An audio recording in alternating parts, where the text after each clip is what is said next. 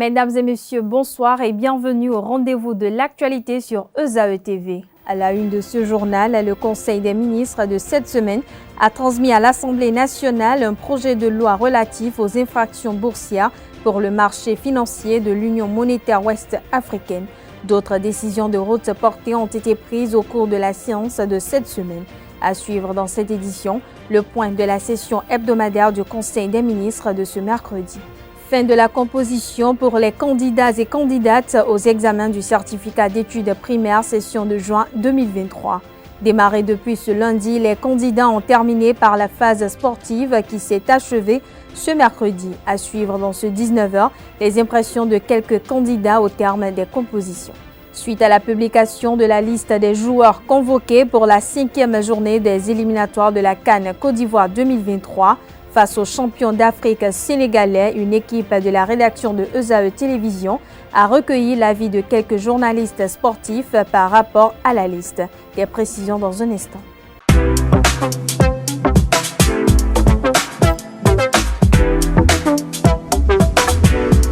Moi, je suis à ESAE et toi?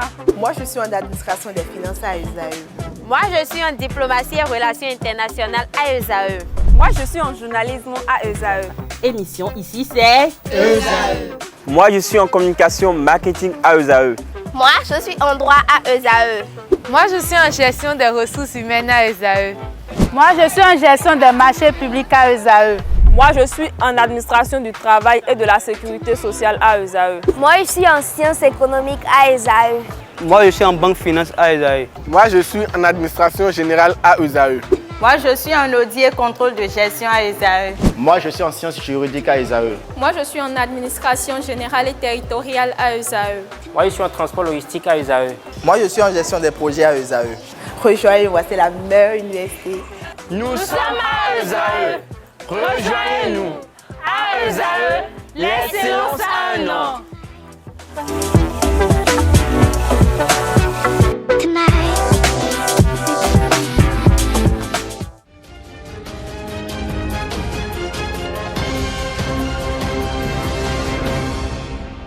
À nouveau, bonsoir, bienvenue si vous nous rejoignez. L'examen du certificat d'études primaires CEP, session de juin 2023, s'est achevé ce mercredi 7 juin 2023.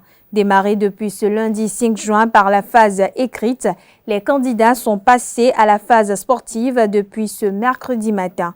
Au terme de cette ultime épreuve, quelques candidats et surveillants du centre de Sikekodji se sont prononcés. Suivons-les au micro de Quentin Amoussou et Francis Farami. Ce matin, on a fait le sport, le lancer de balle et la gymnastique. Ça a été abordable. Toutes les épreuves étaient faciles. J'ai bien fait ma compétition. Ce matin, déjà à 7h, on a démarré avec le sport. Nous avons 2 disciplines à exécuter. La gymnastique avec le lancer de balle. Et par rapport à ce qui s'est passé ce matin, en général, nous pouvons dire que les enfants sont vraiment à pied d'eux, avec les surveillants. Et tout se passe comme cela se doit. Et la discipline se déroule normalement. Et je pense que jusqu'à demain, nous serons en train de terminer par rapport à l'EPS. Le gouvernement béninois a tenu sa session hebdomadaire du Conseil des ministres ce mercredi 7 juin 2023. Sous la présidence effective du chef de l'État, Patrice Talon, plusieurs sujets ont été abordés et d'importantes décisions ont été prises. À présent, je vous invite à suivre le point de la séance avec le porte-parole du gouvernement, Wilfried Léandre Hungbeji. S'agissant des mesures normatives, sous cette rubrique ont été adoptés les décrets d'application de la loi numéro 2016-17 du 4 octobre 2016 portant création des chambres d'agriculture en République du Bénin et de la loi numéro 2018-20 du 23 avril 2019 portant code pastoral en République du Bénin, ainsi que les décrets portant transmission à l'Assemblée nationale pour examen et vote du projet de loi relatif aux infractions boursières pour le marché financier de l'Union monétaire ouest-africaine, puis attribution, organisation et fonctionnement du ministère de l'Énergie, de l'Eau et des Mines.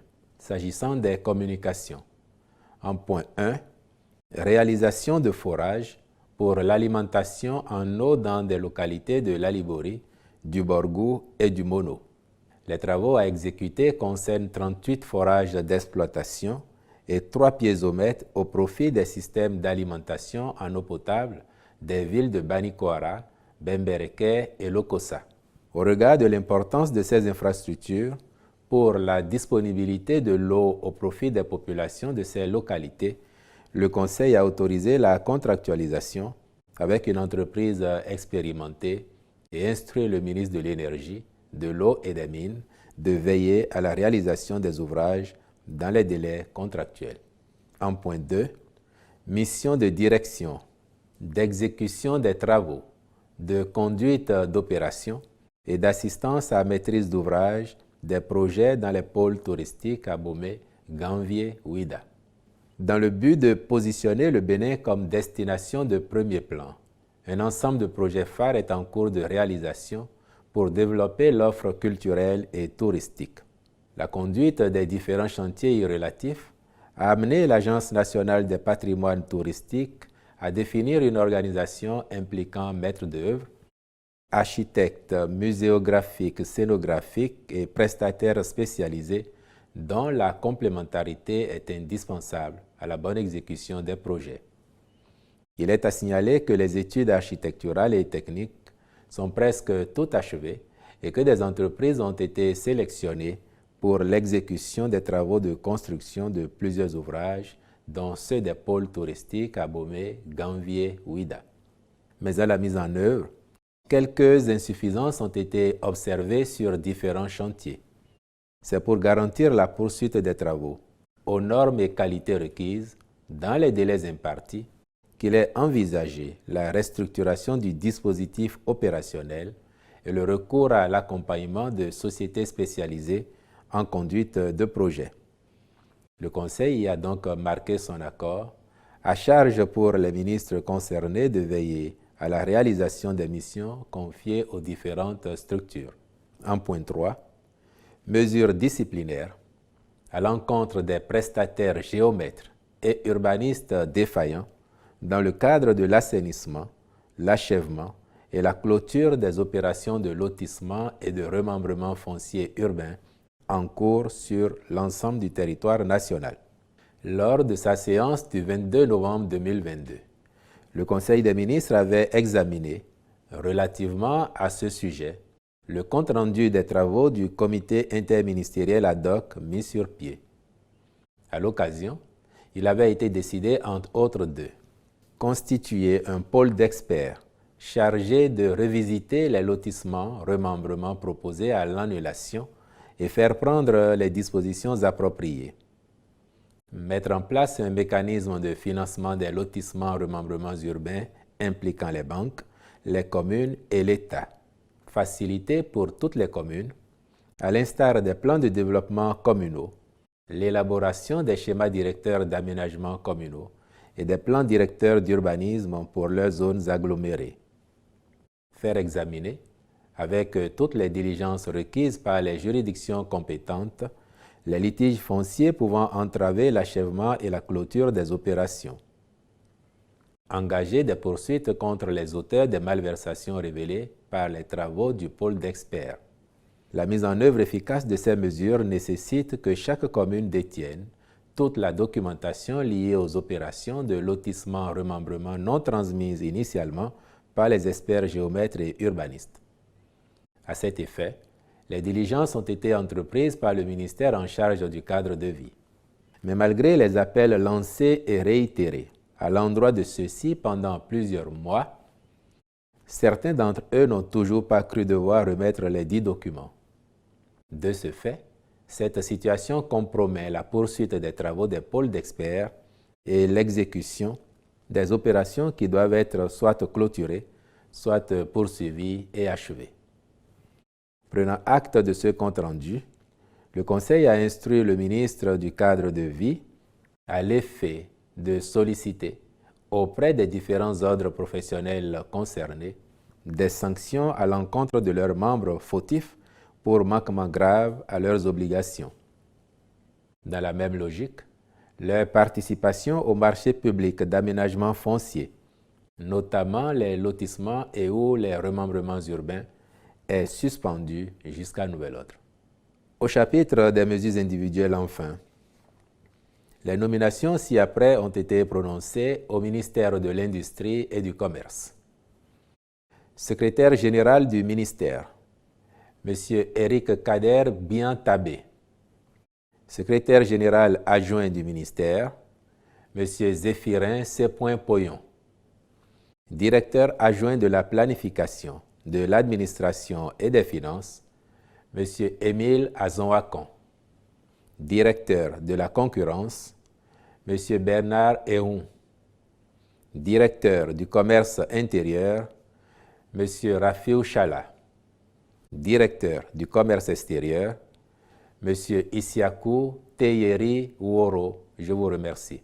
Parlons toujours des décisions issues du Conseil des ministres. Ce mercredi, le gouvernement béninois a annoncé des mesures disciplinaires à l'encontre des prestataires géomètres et urbanistes défaillants dans le cadre de l'assainissement, l'achèvement et la clôture des opérations de lotissement et de remembrement foncier urbain en cours sur l'ensemble du territoire national. Comme sanction immédiate, la participation des concernés au marché public d'aménagement foncier, notamment les lotissements et les remembrements urbains, s'est suspendue jusqu'à nouvel ordre. Réuni ce mercredi 7 juin 2023, le Conseil a instruit le ministre chargé du cadre de vie à l'effet de solliciter auprès des différents ordres professionnels concernés des sanctions à l'encontre de leurs membres fautifs pour manquement grave à leurs obligations. On poursuit cette édition par la confirmation du départ effectif du ministre des Affaires étrangères Aurélien Agbenossi du gouvernement béninois. Le président Patrice Talon a nommé ce mardi 6 juin 2023 Chegoum Adjadi Bakari au poste de ministre des Affaires étrangères en remplacement d'Aurélien Agbenossi. Interrogé sur cette actualité, quelques citoyens béninois se sont prononcés et invitent le gouvernement béninois à une meilleure collaboration avec le Nigeria. Suivons-les au micro de Francis Farami. Le chef de l'État l'avait nommé derrière ministre conseiller aux investissements. Maintenant, comme les gens ont déjà su qu'il voulait nommer l'ambassadeur au Nigeria, la dame Adjovi Paulette, et le chef de l'État a essayé de dribbler les gens pour nommer Chegoum Bakari. Vous savez pourquoi le monsieur est Yoruba. Il est Yoruba. Le nouveau président de la République du Nigeria, Bola Tinubu, aussi est Yoruba. C'est ça qui a milité surtout en sa nomination. Le chef de l'État cherche à se réconcilier avec le Nigeria. C'est pourquoi il a nommé M.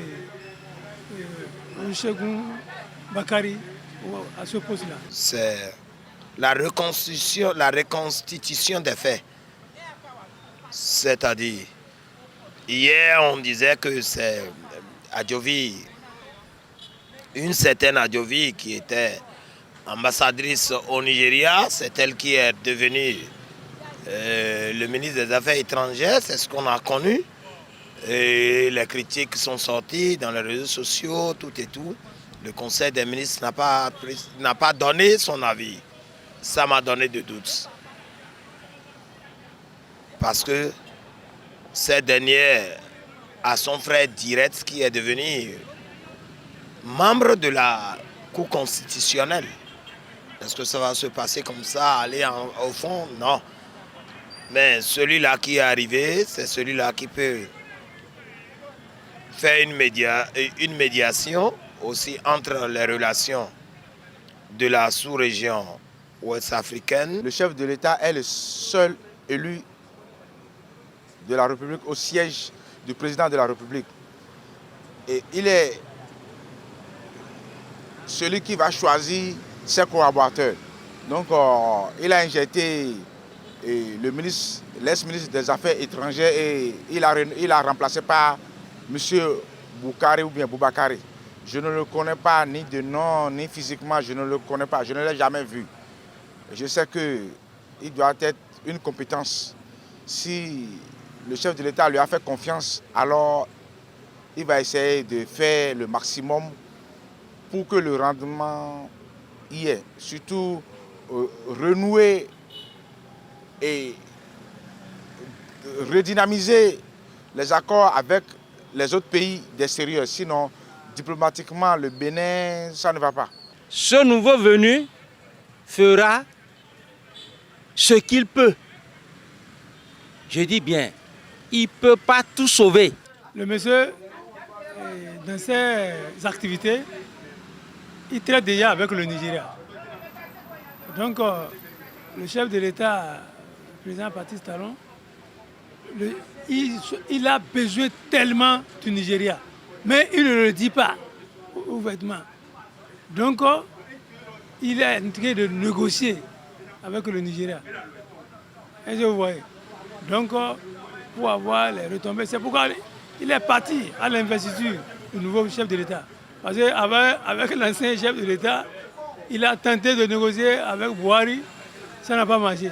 Maintenant, il est en train de renégocier encore avec M. Bola Tinubu.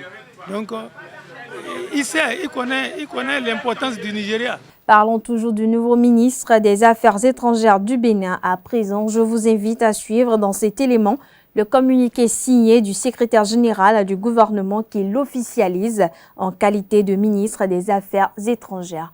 Élément signé Nansérine Fatoumbi. La diplomatie béninoise a un nouveau chef. Cheikhoun Adjadi Bakari est nommé ministre des Affaires étrangères. Après le limogeage de Aurélien Agbenonsi, c'est le nom de Marceline Paulette Adjovi, actuelle ambassadrice du Bénin au Nigeria, qui a été cité. Mais finalement, le chef de l'État béninois Patrice Talon a porté son choix sur Cheikhoun Adjadi Bakari, déjà nommé il n'y a pas longtemps ministre conseiller aux investissements à la présidence de la République. Il est à noter que Cheikhoun Adjadi Bakari n'est pas un diplomate, c'est un banquier titulaire d'une maîtrise en mathématiques et d'un master en finance. Comme Aurélien Agbenonsi et avant lui Nassirou Arifari Bako, c'est un allogène qui vient diriger la maison des diplomates. En 2016, Olusegun Bakari a publié dans le magazine Jeune Afrique une rubrique sur l'économie béninoise qui, selon lui, devrait s'arrimer à celle nigériane. Dans cette publication, le nouveau ministre des Affaires étrangères développe les mesures fortes que le Bénin doit prendre pour être le Nigeria ce que Hong Kong est pour la Chine. Sans être diplomate, le nouveau ministre des Affaires étrangères doit œuvrer à la normalisation des relations économiques entre le Bénin et le Nigeria. Son défi principal est de concrétiser cette théorie sur le Nigeria et le reste du monde. L'autre défi, c'est l'élargissement de la carte diplomatique décidée lors de la rencontre entre Talon et les ambassadeurs en poste à l'étranger. Pendant son parcours, Olusegun Adjadi Bakari a été chargé de la supervision des activités de la Banque d'investissement à la direction financière et de la stratégie du groupe Société Générale. Économiste, il a été banquier senior en charge des grands groupes du secteur automobile français et directeur financement structuré Afrique avec la charge de la couverture du Nigeria et des pays d'Afrique australe. Précisons que les titulaires des autres portefeuilles ministériels restent inchangés, a renseigné le communiqué en date du 6 juin 2023 et signé du secrétaire général du gouvernement Edouard Ouinro. L'orchestre Black Santiago du Bénin sera à l'Institut français du Bénin le 24 juin prochain à l'occasion de la fête de la musique 2023. En prélude à cette sortie, Valette Yves Gontran alias Gobi, le chef d'orchestre, a rencontré la presse le vendredi 2 juin dernier à l'Institut français. Occasion pour lui de faire l'historique de l'orchestre. Suivez un extrait proposé par Carles Kitome. Le début de l'orchestre a commencé au Bénin. Et il a recruté des musiciens béninois, ils jouaient tous ensemble. Ils jouaient tous ensemble au Bénin quand ils ont voulu aller voir à côté, dans les autres pays. Alors ils sont allés au Ghana. C'est là ils ont... En temps, ils ne s'appelaient pas Black Santiago au Bénin. Arrivé au Ghana, ils ont refait le groupe, ils ont pris des Ghanéens dedans. Et ils ont commencé par animer dans des clubs. Non, moi, j'étais à peine né.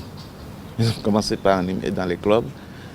Et il paraîtrait que les clients qui venaient jouer, qui venaient danser dans les clubs partaient avec des souliers usés.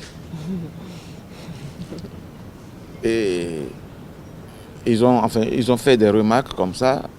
Et finalement, en ce temps-là, c'était les Santiago qui étaient à la mode. Et surtout qu'ils sont spécialisés dans la salsa et le high life et tout. C'est là qu'ils ont eu l'idée de donner le nom de les Noirs du Santiago, les Noirs qui portent les Santiago. Donc alors, voilà qu'il y a une ville de Cuba qui s'appelle Santiago. Ils ont dit alors, les Noirs du Santiago, d'où le nom Black Santiago. Voilà. Donc c'est un peu l'historique. Mais finalement, ils sont restés au Ghana jusqu'à ce que le chef d'orchestre a racheté le club dans lequel il jouait. Et il était devenu propriétaire de ce club. Mais avec le temps, avec les rapatriements et tout, ils sont revenus au Bénin, ils sont partis au Nigeria pour jouer quelque temps. Donc, bref, ils ont beaucoup voyagé. Et le chef d'orchestre en question, il était un grand trompettiste et un saxophoniste. Il était très connu dans l'Afrique de l'Ouest. Et il jouait en Côte d'Ivoire, un peu partout. Et il était l'ami de Fela Kuti. Fela Kuti venait l'écouter souvent aussi. Et donc, c'est pour ça qu'il revendique le rythme afrobeat. Il a toujours revendiqué que c'est lui qui avait créé et Fela Kuti, qui venait souvent travailler avec lui, a repris ce rythme au Nigeria. Mais la preuve, son premier morceau en afrobeat a été enregistré en 1966. Par contre, le premier morceau de Fela Kuti en afrobeat a été enregistré en 1968. Et c'était des afrobeats, pareils comme ça. Donc, il revendiquait toujours qu'il est le créateur de l'afrobeat. En 60 ans de vie, l'orchestre Black Santiago a recruté, formé et collaboré avec des générations d'artistes. Le chef d'orchestre Valette Yves Gontran, alias Gobi, évoque quelques noms au micro de Carles Kitome. Donc, il était au Bénin quand il a voulu mettre du sang jeune un peu dans l'orchestre. Et c'est là qu'il m'a recruté. J'étais élève en classe de terminale, donc malgré que je continuais mes études, j'étais musicien et professionnel. Voilà, donc c'est comme ça que je suis entré dans Black Santiago. Et jusqu'à aujourd'hui, je suis resté. Je suis resté fidèle à l'orchestre. Bayo Agongolo fait partie de la famille de la Soudan. Oui, il était son neveu. Il était son neveu. Les enfants de Bayo? Non, il a eu un fils qui commençait pas à faire la musique, mais rapidement il a voyagé, il est allé en Allemagne, voilà. Oui, actuellement, j'ai mon fils qui est notre ingénieur de son. Dans Black Santiago, je suis l'un des doyens, mais j'ai encore quelqu'un qui a intégré le groupe au même moment que moi. C'est qui?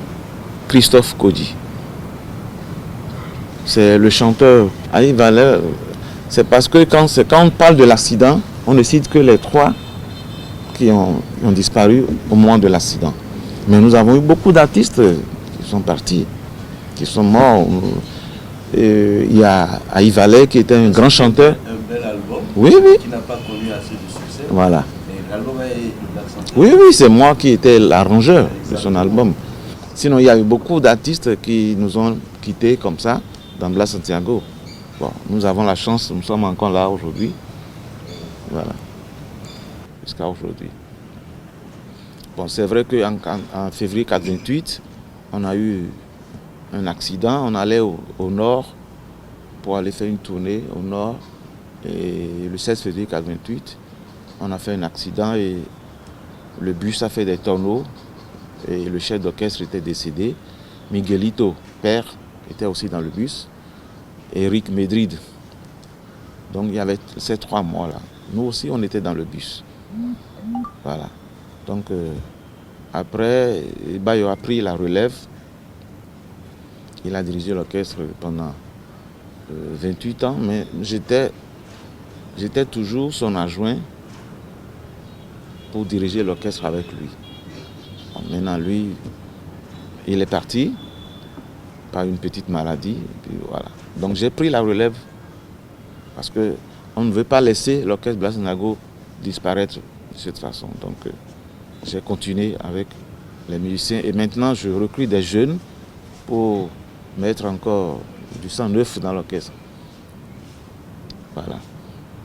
Donc actuellement, nous avons beaucoup de projets. Nous avons beaucoup de projets. Mais je dirais, c'est peut-être, comment dire, c'est peut-être la chance que j'ai eue. Sinon, l'orchestre Blaise Ndako n'a jamais traversé l'océan pour aller en Europe. Depuis le temps de Yann de Souza, le temps de Agongolo Bayo, mais moi j'ai pris l'orchestre, mais on a pu voyager, on a été au Quai Branly, et c'est nous qui avions fait venir les objets d'art. Ah oui? Oui, parce que c'était la semaine culturelle, donc c'est nous qui avions été sélectionnés pour aller animer la semaine culturelle à Paris. On parle sport à présent. L'association sportive du port autonome de Cotonou, ASPAC, est une société sportive présente dans les disciplines comme le football, le basketball, le handball et l'athlétisme. Au basketball, elle a eu une saison difficile avec son club qui a été suspendu pendant une période. Le directeur général Boni Akobi nous fait le point de ASPAC BBC et rappelle la situation qui a conduit la situation qui a conduit à la suspension du club. Suivez un extrait proposé par Anedo. En début de saison, on a eu mal d'homme. Il y a eu des difficultés. Sinon, on était vraiment préparé, puisque déjà des années antérieures, vous connaissez très bien BBC, on a fait preuve, on a déjà fait montre de nos talents au niveau de BBC. On a une renommée. C'est toujours ASPAC. Au niveau de basket, au niveau de hand, ASPAC a déjà prouvé ce qu'il sait faire. Malheureusement, cette année, on avait une équipe en place qui était prête vraiment à affronter, à jouer les premiers rôles. Sincèrement, on voulait damer le pion à Coton. On était vraiment très sûr de notre équipe. Malheureusement, on a connu l'incident là en début de championnat. Ça, c'était un manque de professionnalisme, il faut le reconnaître. Nous avons eu à critiquer ça même au niveau de nos joueurs. En réalité, ASPAC avait demandé, souhaité jouer sur ses locaux, c'est-à-dire sur ses propres installations. Et ce n'était pas ASPAC seul, il y avait d'autres équipes, telles que Renaissance, même la Renaissance, Énergie, etc. Mais la fédération avait décidé que les matchs se jouent à Eya. Donc, ceci a créé une situation de mécontentement au niveau de nos joueurs, même du staff, parce qu'on avait écrit pour demander à ce que, pour les équipes qui reçoivent, que les équipes puissent recevoir sur leur terrain de prédilection, mais qu'on n'impose pas un terrain sur lequel les joueurs devraient vraiment se manifester. Malheureusement, on n'a pas eu une suite favorable et la décision était que, parce qu'avant, ASPAC jouait ces matchs au niveau du Hall des Arts. La vision du gouvernement qui est de revoir, de reconstruire, de remettre en quelque sorte ce centre dans de bonnes normes, dans le respect des normes. Au niveau du terrain du Hall des Arts, ce n'est plus tellement disponible, mais nous, on nous proposait de jouer quand même sur des installations que ASPAC devait choisir. Malheureusement, on n'a pas été entendu, on n'a pas eu écho favorable auprès de la fédération, ce que les joueurs n'ont pas su gérer. Et ils sont arrivés au terrain, ils devraient en faire une rencontre. Malheureusement, toutes les trois équipes, c'est plusieurs équipes d'ailleurs à la fois, ont refusé de jouer. Le jour du match même, vous comprenez qu'en matière quand même, que ce soit de foot, de basket, de compétition, il y a des règles. Vous ne pouvez pas le jour de la compétition venir et boycotter une compétition. Ça ne se passe pas comme ça. Il y a des règles. Donc c'est suite à cela que la fédération a pris des mesures qui nous ont vraiment déstabilisés. Ça, il faut le dire. Ça a déstabilisé l'équipe. Vous imaginez, figurez-vous que vous ayez une équipe qui est déjà prête pour jouer et que le jour du match, l'équipe, suite à un acte posé, on dissout l'équipe. Parce qu'en réalité, c'était même une dissolution. Et après, nous avons eu à écrire donc, à la fédération. On a demandé de revoir un peu la sanction à la baisse. Il fallait payer une amende de 5 millions. Et les joueurs ont été, tous les joueurs qui étaient sur la feuille de match ont été suspendus. Au départ, même c'était pour 1 an. Après, la fédération a revu ça à la baisse. Il y a 6 mois de suspension. Les entraîneurs ont été suspendus pour 2 ans. Vous voyez, cette situation, comment reconstruire l'équipe? Ce n'était pas du tout facile. Ça n'a pas été du tout facile. On a fait preuve de sacrifice pour reconstituer rapidement l'équipe. En quoi faisant? En allant chercher des joueurs, en recrutant des joueurs, en recrutant de nouveaux entraîneurs. On était pratiquement, de 2 semaines, vous comprenez, la mayonnaise n'a pas pu prendre correctement. C'est ce qui fait que nous avons quelques défaillances. Mais vous connaissez les résultats, nous sommes 3e au classement aujourd'hui, malgré ces difficultés. Mais notre objectif, c'est d'être au moins 2e pour pouvoir participer aux compétitions régionales. Donc on a recruté de nouveaux entraîneurs. Il y avait des anciens qui n'ont pas été sanctionnés. Donc anciens comme nouveaux, ils travaillent pour remettre l'équipe sur les rails. Et au niveau des joueurs également, il y a les nouveaux, mais il y a les anciens. Ils font des entraînements ensemble. Ça permettra au nouveau coach qui a pris le match également en cours de voir un peu, de préparer vraiment une équipe plus solide pour la saison prochaine. Donc ils ont même déjà fait un point. Il y a une liste au niveau des anciens, que ce soit au nombre des anciens, ceux qui seront gardés, les nouveaux également. On fera un point pour garder l'équipe. Et s'il faut renforcer davantage l'équipe, on le fera au prochain mercato en vue d'avoir une équipe solide. On parle toujours sport dans le cadre du match contre le Sénégal, comptant pour la 5e journée des éliminatoires de la CAN Côte d'Ivoire 2023. Le sélectionneur du Bénin a publié hier mardi 6 juin 2023 la liste des 25 joueurs convoqués. Quelques heures après la publication de la liste, Colombe Oussou a recueilli le commentaire de quelques journalistes sportifs par rapport à la liste concoctée par le technicien franco-allemand. Suivez plutôt. L'objectif de Guénon, c'est de préparer l'avenir, comme il a dit, c'est qu'il veut rajeunir le groupe. Maintenant, de vous à moi, on sait déjà que au niveau des U17, au niveau des U20 et U23, on est barré, on n'a pas de superstar, on n'a pas de super crack. On a des joueurs qui font des étincelles. Ici, pour le niveau, on les a vus pour quelques ans au niveau des compétitions africaines. Mais jusque-là, on n'a pas encore un crack, un superstar qui sort de l'eau. Donc, il faudra préparer également le public à ça, savoir qu'on joue après tout le Sénégal. Si on faisait un match nul, c'est bon pour le moral. Si on gagnait, ce serait une surprise. Et si on perdait, ce serait que la hiérarchie respectée. Donc, on joue le Sénégal qui a une culture de football un peu plus avancée que au niveau des catégories d'âge. Vous avez vu l'année en 2022-2023, ça a réussi au Sénégal sur tous les plans, sauf au niveau des U23. Ça veut dire que le Sénégal est la meilleure nation du football sur le continent et champion d'Afrique donc en titre. Retenez simplement que du côté du Bénin, si on doit attendre quelque chose, c'est ce rajeunissement et le comportement de ces jeunes qui sont en train de faire leurs premières apparitions au niveau de l'équipe nationale. C'est vrai qu'il y a des têtes qu'on ne maîtrise pas forcément. Quand vous prenez par exemple le jeune de 17 ans qui évolue à l'ASVO, c'est une première. C'est vrai que la valeur n'atteint pas forcément le nombre d'années, mais quand on voit un peu la tranche d'âge, un joueur qu'on n'a jamais eu par exemple en catégorie d'âge et qui aujourd'hui se retrouve en équipe première, on attend forcément à voir ce que ça donnera sur le terrain. C'est vrai qu'on ne peut pas s'attendre forcément à le voir sur le terrain face au Sénégal lors du match du 17 juin, mais une chose est sûre, ça promet pour l'équipe du Bénin où on sait qu'aujourd'hui on a la garantie selon laquelle on prépare l'avenir et on a aujourd'hui la possibilité de compter sur les jeunes talents du football béninois. Lorsque vous voyez sur la liste très bien, vous allez voir qu'on dépasse aujourd'hui les 5 joueurs parce qu'on est passé à 6. Avec l'arrivée de Dossou, Prince Ricardo, je crois très bien. Et il y a pas mal qu'on puisse avoir une équipe où il y a la jeunesse qui est. Et lorsque vous voyez que pour une première fois on sélectionne encore un jeune qui a 17 ans, ça prouve que le travail a très bien commencé. Andreas Routondi, que Michel Dussier, ça fait plusieurs années, a décidé désormais d'aborder les couleurs nationales. Moi, il dit que c'est déjà pas mal.